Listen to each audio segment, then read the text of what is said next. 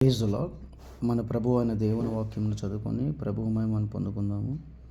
దయచేసి పరిశుద్ధ గ్రంథం తీసి నాతో పాటు వాక్యము శ్రద్ధగా చదివి అర్థం చేసుకుందాం. ఎఫెసీయులకు రాసిన పత్రిక అధ్యాయం 6 2వ వచనము. నీకు మేలు కలుగునట్లు నీ తండ్రిని తల్లిని సన్మానింపుము. నీ తండ్రిని తల్లిని సన్మానింపుము. అప్పుడు ఈ భూమి మీద దీర్ఘాయుష్మంతుడుగా ఉంటావు.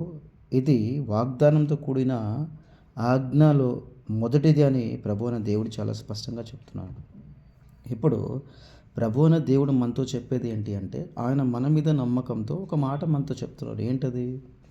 నీకు మేలు కలగాలి అంటే, నీకు మంచి జరగాలి అంటే, నా ద్వారా నువ్వు మంచిని పొందుకోవాలి అనుకుంటే, నా ద్వారా నువ్వు ఆశీర్వాదం పొందుకోవాలని నీవు ఇష్టపడుతూ ఉంటే, నువ్వు దానికి ప్రతిఫలంగా ఒక పని చేయాలి అని ప్రభువైన దేవుడు చాలా స్పష్టంగా చెప్తున్నాడు. అది ఆ పని ఏంటిది?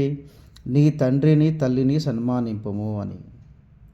మన తల్లిదండ్రులను మనం ఖచ్చితంగా గౌరవించాలి. వారు ఈ భూమి మీద ఉన్నంత వరకు మనం వారిని ప్రేమించాలి. వారికి కావాల్సిన ప్రతిదీ కూడాను మనం చూసుకోవాల్సిన బాధ్యత మీదే అని ప్రభువైన దేవుడు చాలా స్పష్టంగా చెప్తున్నారు. కాబట్టి ఈ విధంగా తల్లిదండ్రులను చూసుకోవడం వల్ల నాకు ఏం వస్తుంది అని కొంతమంది అనుకుంటారు.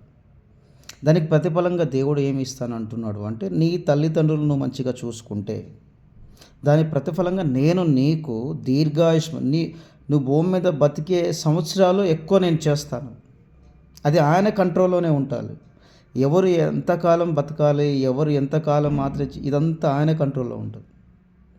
కాబట్టి ఇది దేవుడు వాగ్దానం ఇస్తున్నాడు. అది మాత్రమే కాకుండా ఆజ్ఞలలో మొదటిది అన్నమాట. ఏంటది? ఖచ్చితంగా తల్లిదండ్రులను మనం సన్మానించాలి అనే విషయం గుర్తుపెట్టుకోవాలి. ప్రభువున దేవుడు మన తండ్రి అయి ఉన్నాడు కాబట్టి మనం ఖచ్చితంగా ఆయన ప్రేమించాలి. మనం ఆయన్ని సన్మానించే విధంగా మనం ఆయన మార్గంలో జీవిస్తూ ఉండాలి. ఆయన మనల్ని ప్రేమించే విధంగా ఉండాలి మన జీవన శైలి మొత్తం.